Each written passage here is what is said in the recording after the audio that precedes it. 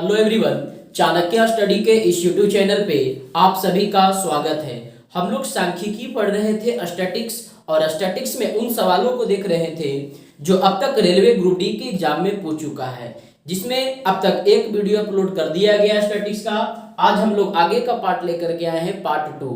तो पार्ट 2 का वीडियो देखने से पहले आप पार्ट 1 वाले वीडियो को अच्छा से देख लीजिए। माध्य, माध्यिका, बहुलक, प्रसरण, स्टैंडर्ड डेविएशन, मानक विचलन, जो भी सवाल है, जो भी एग्जाम में पूछा है, उस तरह के प्रश्नों को हम लोग देख रहे हैं। तो यदि हमारे इस यूट्यूब चैनल पे नए हैं तो इस चैनल को सब्सक्राइब कर लीजिए और बेल आइकन प्रेस कर दीजिए, ताकि जब भी नया वीडियो अपलोड किया जाए तो सबसे पहले नोटिफिकेशन आपको मिले। तो चलिए हम लोग पार्ट 1 के बाद जो कुछ बचे हुए और सवाल है उसको इसमें देखते हैं। तो क्वेश्चन देखिए आप स्क्रीन पे क्या कहता है। तो क्वेश्चन ये मानक विचलन का है। क्या है? स्टैंडर्ड डिविएशन निकालने के लिए कहता है 10 10 9 10 10 11 10 11 9 का बतलाइए मानक विचलन क्या होगा, स्टैंडर्ड डिविएशन क्या होगा। तो देखिए मानक विचलन निकालने के लिए फॉर्मूला होता है मानक विचलन बराबर under root sigma D square by 9 number है, जितना नंबर हो n। मानक विचलन यानी स्टैंडर्ड डिविएशन का फॉर्मूला हो गया under root sigma D square by n यहाँ पर हो गया कि टोटल जितना नंबर है उसे लिखना है, और d मतलब d यानी कि डिविएशन है यहाँ पे। तो डिविएशन वो कैसे निकालेंगे देखते हैं विचलन। और ये अंडर रूट है, सिग्मा का मतलब तो समझते हैं, सभी को जोड़ा जाता है। तो इसको निकालने के लिए सबसे पहले हमें क्या निकालना होगा वो समझते हैं, शॉर्ट में ही देखते हैं। बाकी ऐसे तो फॉर्मूला है, इसमें बैठाइएगा थोड़ा डिफिकल्ट होगा, शॉर्ट को समझिए इसको। तो कहता है कि सबसे पहले ये निकालने के लिए हमें माध्य निकालना होता है। माध्य यानी कि औसत यानी कि एवरेज निकालना होगा। तो एवरेज निकालने के लिए क्या कहता है कि जितने भी नंबर दिया हुआ है सभी नंबर को जोड़िए और जितना नंबर है उससे भाग दे दीजिए, तो वो उसका एवरेज निकल जाएगा, माध्य निकल जाएगा। तो सभी को हम लोग जोड़ते हैं, चलिए डायरेक्ट जोड़ देते हैं। 10 10 20 20 और 9 29 29 और 10 39 10 49 11 60 60 10 70 70 और 11 81 81 और 9 90। यानी जब सबको जोड़ा गया तो कितना आ गया 90। तो माध्य के लिए सभी संख्या का योग बटा कुल संख्या। तो कुल संख्या आपका कितना है गिनिए, n बराबर कितना हो जाएगा 1 2 3 4 5 6 7 8 9। यानी माध्य बराबर सबको जोड़ा गया तो 90, संख्या 9 है, भाग दे देंगे तो माध्य कितना निकल गया 10 निकल गया हमारा माध्य। अब ये डिविएशन निकालना डी स्क्वायर। तो ये कैसे निकालते हैं, तो अलग हम यहाँ पे रफ में निकाल ले रहे हैं और डायरेक्ट वहां पे हम लोग बैठा देंगे। तो निकालिए। तो डिविएशन निकालने के लिए कहता है, इसका निकालने के लिए आता है कि जो माध्य निकल करके आया है माध्य में से एक एक नंबर को घटाते चलिए। तो इसका एवरेज यानी कि माध्य 10 आया, और यहाँ पर पहला नंबर कितना है 10, तो 10 में से 10 को घटा देंगे। अब यहाँ क्या है डी स्क्वायर है, तो स्क्वायर करते चलते हैं, है ना। या फिर घटाइए नहीं, डायरेक्ट लिखिए, लिखना कम पड़ेगा। क्या कहता है जो माध्य है उसमें से प्रत्येक नंबर को घटाते चलना है। तो ये 10 में से 10 को घटाएंगे तो कितना आएगा 0, और ये स्क्वायर है तो यहाँ स्क्वायर कर देंगे, 0 का स्क्वायर। सिग्मा का मतलब प्लस होता है। वो सब नहीं समझ में आ रहा तो यहाँ समझिए सीधा सीधी कि माध्य जो निकल करके आया उसमें से प्रत्येक नंबर को घटा करके स्क्वायर करके सभी को जोड़ देना है। तो 10 में से 10 चला गया 0, इसका स्क्वायर कर दिए। फिर से यहाँ 10 में से 10 घटाएंगे 0, इसका स्क्वायर कर देते हैं, प्लस ये 10 में से 9 घटाएंगे तो कितना आ जाएगा 10 माइनस 9 1 आ जाएगा, 1 का स्क्वायर, है ना। उसके बाद देखिए 3 हुआ ना, ये कितना है 10, 10 में से 10 घटाएंगे फिर से 0, 0 का स्क्वायर। फिर से 10 में से 10 को घटाएंगे, ये फिर से 0 का स्क्वायर, प्लस यहाँ 10 है ये 11 है, तो 10 माइनस 11 करेंगे, माध्य में से संख्या को घटाना है। तो 10 माइनस 11 कितना हो जाएगा -1, यानी हो गया आपका -1 का स्क्वायर, प्लस फिर से 10 माइनस 10 कितना हो जाएगा 0, तो ये 0 का स्क्वायर, प्लस 10 माइनस 11 कितना हो जाएगा -1, तो ये -1 का स्क्वायर, प्लस 10 माइनस 9 कितना हो जाएगा +1, यानी 1 का स्क्वायर। अब ये देखिए कितना आ जाएगा यहाँ पे, अब ये तो 0 का स्क्वायर 0 ही होगा, 1 का स्क्वायर 1 होगा। अब ये -1 है तो -1 का स्क्वायर कितना होगा, -1 इंटू -1 दो बार करेंगे तो क्या बन जाएगा, प्लस बन जाएगा। यानी एक यहां से एक यहां से, एक एक दो, दो और एक तीन, तीन और एक चार, यानी कि सबको जोड़कर कितना आ गया, 4। स्क्वायर है तो एक का स्क्वायर एक ही होगा, और -1 का स्क्वायर भी +1, यानी कि ये हमारा निकल गया कितना, 4। तो ये सिग्मा डी स्क्वायर आपका डायरेक्ट निकल गया। अब इसमें बैठा दीजिए under root sigma D square by 9 था, तो सिग्मा डी स्क्वायर यानी कि डी स्क्वायर निकल गया, जो निकला हमारा वो डिविएशन निकल गया डी स्क्वायर। माध्य में से जब नंबर को घटाएंगे और स्क्वायर करके जोड़ दिए तो सिग्मा डी स्क्वायर निकल गया कितना, 4। तो यहाँ 4 बैठा देंगे, और ये n यानी कि टोटल कितने नंबर है, तो टोटल नंबर कितना है, 9। तो यहाँ पर हम लोग 9 बैठा देंगे। तो 4 का वर्गमूल 2 हो गया और 9 का वर्गमूल कितना हो गया, 3। तो इस तरह से आपका आंसर कौन सा हो जाएगा, 2/3। अब देख लीजिए ऑप्शन क्या दिया इसमें, यानी कि इसका सही आंसर जो हो जाएगा 2/3 हो जाएगा। चलिए नेक्स्ट क्वेश्चन देखिए स्क्रीन पे क्या कहता है। तो अगला जो क्वेश्चन है इसमें भी वही सवाल है, 10 10 9 9 जो टर्म पिछले वाले में था वही अंक यहाँ भी दिया हुआ है, लेकिन उसमें मानक विचलन निकालना था और यहाँ पर हमें विचरण निकालना है। क्या निकालना है, विचरण निकालना है। तो चलिए देखते हैं इसे कैसे निकालेंगे। तो विचरण बराबर फॉर्मूला होता है, विचरण बराबर होता है मानक विचलन का स्क्वायर, यानी कि पहले आप मानक विचलन निकालिए और उसका स्क्वायर कर दीजिए, तो वही आपका क्या निकल जाएगा, विचरण निकल जाएगा। ठीक है, विचरण निकालने का फॉर्मूला। तो आपको क्वेश्चन सिर्फ ऐसे दिया है कि इतना का विचलन कितना होगा, विचलन ज्ञात करें। तो विचलन का फॉर्मूला क्या हो गया, मानक विचलन का स्क्वायर, यानी कि सबसे पहले आपको क्या निकालना होगा, मानक विचलन निकालना पड़ेगा। तो मानक विचलन हम फिर से नहीं निकालते हैं, जो पिछला वाला सवाल था उसी क्वेश्चन को लेकर चले। तो उसमें तो देखे मानक विचलन कितना निकल कर आया था। तो यहाँ पर इस क्वेश्चन में हम लोग पिछले वाले क्वेश्चन में मानक विचलन कितना निकाले थे, तो मानक विचलन आपका निकल करके आया था 2/3। कैसे निकाला गया वो तो डिटेल कर दिया गया, आपको एग्जाम में निकालना पड़ेगा, अलग सवाल देगा इस तरह से और कहेगा कि विचलन निकालिए।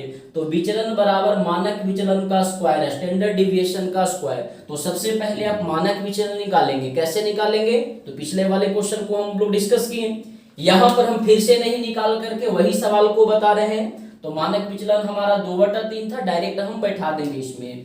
तो विचलन बराबर मानक विचलन का स्क्वायर, तब मानक विचलन 2/3 निकल करके आया इसका, और इसका स्क्वायर कर देंगे तो 2 का स्क्वायर 4, 3 का स्क्वायर 9, यानी ये क्वेश्चन का जो विचलन होगा वो 4/9 आपका सही आंसर होगा। तो एग्जाम में ऐसे दे देगा, कहेगा विचलन निकालिए, तो आपको मानक विचलन सबसे पहले निकालना होगा। लेकिन कभी कभी क्या करता है कि ऐसे नहीं दे करके डायरेक्ट आपको कह देगा, डायरेक्ट क्वेश्चन में दे देगा कि मानक विचलन जो है, जो विचलन है वो 11 है। तो बताइए कि विचलन कितना होगा, विचलन कितना होगा, कह देगा मानक विचलन जो है 11 है, तो बतलाइए विचलन कितना होगा। तो डायरेक्ट फॉर्मूला लगा देंगे कि विचलन बराबर मानक विचलन का स्क्वायर होता है, और मानक विचलन जब 11 दिया है तो 11 का स्क्वायर कितना हो जाएगा, 100 का 21 सही आंसर हो जाएगा। कभी कभी ऐसा देगा कि डायरेक्ट दे देगा, और कभी कभी एग्जाम में आपको ऐसे नंबर दे देगा और कहेगा विचलन निकालिए, तो उस स्थिति में आपको पहले मानक विचलन निकालना होता है। नेक्स्ट क्वेश्चन देखिए स्क्रीन पे अगला क्या कहता है। तो देखिए अगला क्वेश्चन भी आपका यही है, बार बार देखिए अंक यही ले रहे हैं ताकि एक ही चीज को बार बार निकालना नहीं पड़े, बस आगे जो है कॉन्सेप्ट वो समझा दिया जा रहा है। तो फिर से यहाँ यही सवाल है कि 10 10 9 10 10 11 10 11 9 का यहाँ पर विचलन गुणांक निकालना है, मानक विचलन नहीं निकालना है यहाँ पे, है ना, क्या निकालना है, विचलन नहीं निकालना है, यहाँ विचलन गुणांक निकालना है, यानी इंग्लिश में उसी को कहते हैं कोफिशिएंट ऑफ वेरिएंस। मानक विचलन गुणांक यानी कि कोफिशिएंट ऑफ वेरिएंस निकालना है। तो विचलन गुणांक के लिए फॉर्मूला नहीं होता है कि विचलन बटा माध्य इंटू 100। क्या होता है, विचलन गुणांक बराबर फॉर्मूला होता है विचलन बाई माध्य इंटू 100, और जो विचलन गुणांक निकलता है वो प्रतिशत में निकलता है, इसका आंसर परसेंटेज में होता है। तो इस क्वेश्चन का सबसे पहले हम लोग क्या निकालेंगे, विचलन निकालेंगे, फिर क्या चाहिए हमें, माध्य चाहिए। दोनों जब मालूम हो जाएगा तो फॉर्मूला में बैठा देंगे। तो क्वेश्चन तो हमारा वही है और उसका तो हम लोग निकाल चुके हैं पहले, है ना। तो विचलन इस क्वेश्चन का कितना निकल करके आया था, डायरेक्ट लिख दें, तो इस क्वेश्चन का विचलन निकाले थे जो पहला क्वेश्चन, तो विचलन निकल कर आया था 2/3 और ये माध्य, माध्य यानी कि एवरेज, तो इसका एवरेज निकल कर कितना आया था, तो एवरेज हमारा आया था 10। आप निकाल करके देखिए, निकाला हुआ है, एवरेज था 10 इंटू परसेंट में कहा तो कितना से, इंटू 100 से, ये फॉर्मूला था। तो चलिए बनाइए, 2/3 ये 10, तो ये भागा में जाएगा तो ऊपर यानी नीचे आ जाएगा यहाँ पे, तो 2/3 इंटू 10 इंटू 100, ये 0 से 0 कैंसिल हो गया, 10 दूनी 20/3, 20/3 प्रतिशत विचलन गुणांक का आंसर हो गया। आप इसे चाहें तो मिक्स फ्रैक्शन में भी कर सकते हैं, ऑप्शन के अनुसार जैसा दिया होगा। 6 होल 2/3, 6.2/3 प्रतिशत विचलन गुणांक का आंसर होगा। चलिए नेक्स्ट क्वेश्चन देखिए स्क्रीन पे, अगला क्या कहता है। हाँ, एक चीज देखिएगा, इसमें जो विचलन है ना, विचलन को ही कहीं कहीं दिया रहता है प्रसार या प्रसरण निकालिए, इसी का नाम है विचलन को ही, जो इसमें विचलन निकालना था ना, उसी को कभी कभी कहेगा प्रसार निकालिए या कहेगा प्रसरण निकालिए, तो इसी का नाम है, विचलन का ही है प्रसार या प्रसरण। तो चलिए नेक्स्ट क्वेश्चन क्या कह रहा है, स्क्रीन पे देखते हैं हम लोग। तो कहता है यदि श्रृंखला x1 x2 x3 dot dot xn का अंक गणितीय माध्य एक है, माध्य यानी कि औसत यानी कि एवरेज एक है, तो x1 बाई के, x2 बाई के, x3 बाई के डॉट डॉट xn बाई के, जहां पे के 0 से बड़ा है, का अंक गणितीय माध्य कितना होगा, ये आपका सवाल है। तो चलिए इसको हम लोग एक्सप्लेन करते हैं। देखिए पूछा हुआ सवाल है, ये ग्रुप डी का जो 2018 में एग्जाम हुआ था उसमें ये पूछ रखा है। क्या कहता है कि x1 x2 x3 dot dot dot xn का माध्य कितना दिया हुआ है, 1 दिया हुआ है। तो क्या सभी संख्या का योग निकाल ले, x1 x2 xn का योग निकाल लेते हैं, तो योग के बराबर क्या हो जाएगा, माध्य 1 है और संख्या कितना है, n संख्या है, तो 1 इंटू n कर देंगे तो हमको x1 x2 dot dot xn तक का योग निकल जाएगा, है ना। योग के बराबर x1 x2 xn का योग बराबर औसत 1 है और संख्या n है, तो औसत में संख्या गुना करेंगे सबका योग निकल जाएगा। आगे जो हमें निकालना है वो कहता है x1 बाई के प्लस x2 बाई के प्लस x3 बाई के डॉट डॉट कहां तक, xn बाई के। तो औसत निकालने के लिए क्या फॉर्मूला होता है, सभी संख्या का योग बटा कुल संख्या। तो सब संख्या को जोड़ते हैं, x1 x2 x3 dot dot xn, okay है ना, x1 के x2 के x1 बाई के x2 बाई के x3 बाई के कहां तक, xn तक। तो ये क्या हो जाएगा, n कितना बार हो जाएगा, k बार है ना, k कितना बार है, n बार है, तो हो जाएगा आपका n के। बात समझ रहे हैं ना, क्या दिया हुआ, x1 बाई के है, x2 बाई के, x3 बाई के, xn तक है। तो औसत के लिए सबको जोड़ते हैं और जितना संख्या होता है उतना से भाग देते हैं, तो संख्या कितना हो जाएगा आपका, संख्या तो के कितना बार है, ये तो n बार है ना, तो n के हो जाएगा। अब इसमें हम लोग बैठा देंगे, तो x1 x2 x3 dot dot xn, इस सभी संख्या का योग कितना निकल गया है, n निकल गया है, और बाई कितना है, n के, n संख्या था और ये के तो सब में था, जो के सब में है ना। यहाँ पे देखिए n से n आपका कैंसिल हो जाएगा, तो आंसर कितना हो जाएगा 1/k। तो देखिए क्या इसमें सही आंसर होगा, कौन सा ऑप्शन होगा, तो ऑप्शन नंबर सी इसका सही आंसर है, 1/k इसका सही आंसर है। लेकिन अगर थोड़ा सा आप ध्यान दें तो हमें किसका औसत निकालना था, x1 बाई के, x2 बाई के dot dot dot xn by के।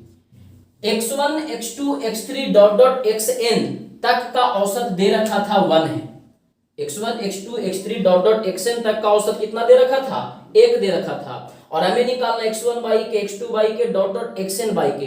तो अगर ध्यान से दीजिए तो यही है ना कि जो संख्या पहले था उसमें सबसे क्या किया है, k से भाग दे दिया है, प्रत्येक संख्या में k से भाग दिया हुआ है। तो आप इसको बिना इतना डिटेल किए हुए भी चाहते तो शॉर्ट में भी बना सकते थे।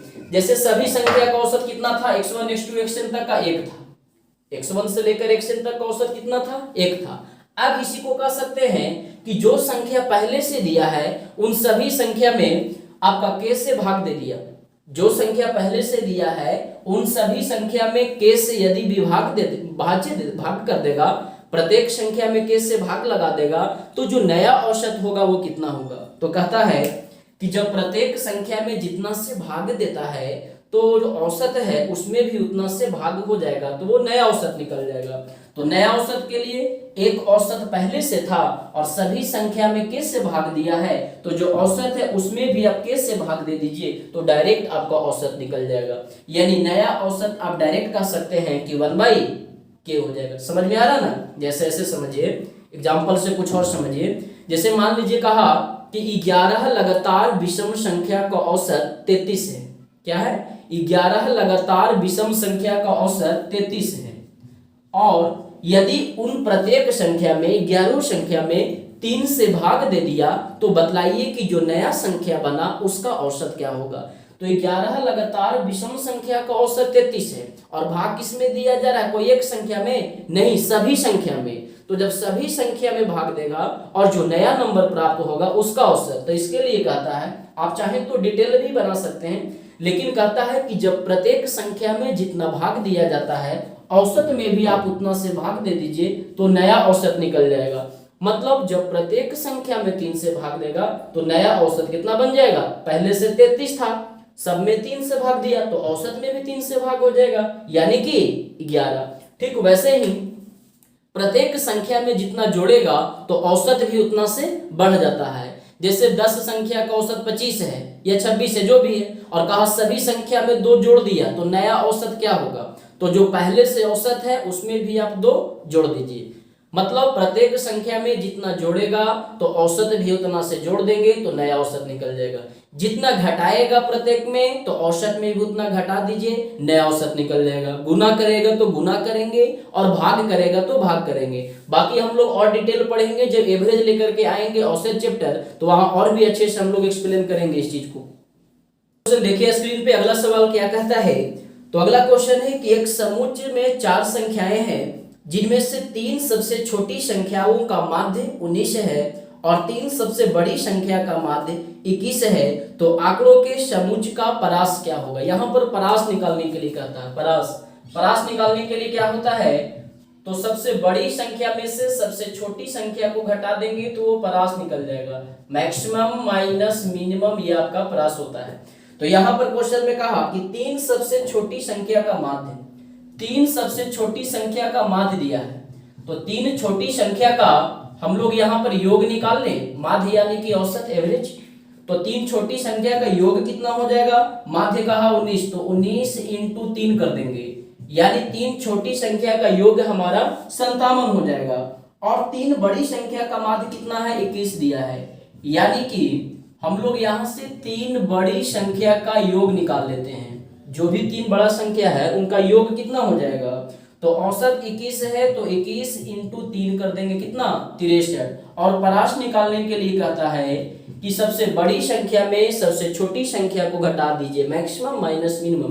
तो सबसे बड़ा जो 3 अंक है उसका योग 63 है और छोटा वाला जो है 3 उसका योग 57 है। तो 63 में से 57 को घटा देंगे तो ये आपका परास निकल जाएगा। तो 63 माइनस 57 कितना हो जाएगा? 6। तो इसका सही आंसर हो गया कितना? 6 इसका सही आंसर हो जाएगा। चलिए देखिए अगला क्वेश्चन आपका है, ये बहुलक के लिए। ऐसे बेसिक इसका समझ लीजिए, बहुलक किसको कहते हैं? बहुलक यानी जो बार बार आए, जो सबसे ज्यादा बार दिया हो, बहुलक को इंग्लिश में कहते हैं मोड। जैसे क्वेश्चन 1 1 2 3 2 1 4 का बहुलक कितना होगा, मोड कितना होगा, ये बतलाइए। तो इसमें होता है कि जिसकी बारंबारता ज्यादा हो, मतलब जो सबसे ज्यादा बार आया हो तो वो उसका बहुलक हो जाएगा। तो देख लीजिए 1 कितने बार है इस क्वेश्चन में? तो 1 2 3 बार। 1 आपका 3 बार है। 2 कितने टाइम है? तो 1 1 2 बार है। 3 कितने बार है? तो 1 बार। और 4 कितने बार? तो 1 बार। तो सबसे ज्यादा बार कौन है? 1। कितने बार? 3 बार है, यानी सबसे ज्यादा बार कौन है? 1। तो इस क्वेश्चन का आंसर हो जाएगा, इस क्वेश्चन में जो बहुलक होगा वो 1 होगा। क्यों? क्योंकि 1 सबसे ज्यादा बार लिखा गया है। तो कहता है जो सबसे ज्यादा बार होता है वो उसका बहुलक हो जाता है। तो 1 ज्यादा बार है तो इस क्वेश्चन का आंसर बहुलक 1 हो जाएगा। और बाकी ग्राफ वाला क्वेश्चन आता है तो उस टाइप का क्वेश्चन देखिए नहीं पूछा हुआ है। बाकी और जब डिटेल इसका वीडियो लाएंगे तो वहां पर देखेंगे। ऐसे देखिए एक और फॉर्मूला होता है बहुलक निकालने का, बहुलक बराबर 3 गुने माध्यिका। इस पर भी क्वेश्चन पूछ देता है कभी कभी कि बहुलक बराबर 3 गुने माध्यिका माइनस 2 गुने माध्य। बहुलक यानी मोड बराबर 3 into median minus 2 into mean, 3 गुने माध्यिका माइनस 2 गुने माध्य। तो आपको माध्यिका और माध्य दिया रहेगा, बहुलक निकालने के लिए कहेगा तो ये फॉर्मूला में बैठा करके आप निकाल लीजिएगा। यानी 3 में से कोई भी आपको 2 दे देगा तो तीसरा निकल जाएगा। मान लीजिए आपको बहुलक दे देगा और माध्य दे देगा, माध्यिका निकालना होगा, तो ये जो रिलेशन होता है इसमें आप बैठा करके निकाल लेंगे। तो चलिए सांख्यिकी का लगभग जो टाइप था वो बता दिया गया, जिस तरह का पूछा था क्वेश्चन एग्जाम में। बाकी हम लोग डीपली नहीं चल रहे, सिर्फ ग्रुप डी को ही टारगेट करके यहाँ पर बताया जा रहा है। तो रहने देते हैं, वीडियो काफी लंबा हो जाएगा। तो कमेंट करके बताइए आपको वीडियो कैसा लगा, समझ में आया कि नहीं, और वीडियो को लाइक कीजिए, शेयर कीजिए, सब्सक्राइब कीजिए। Thank you.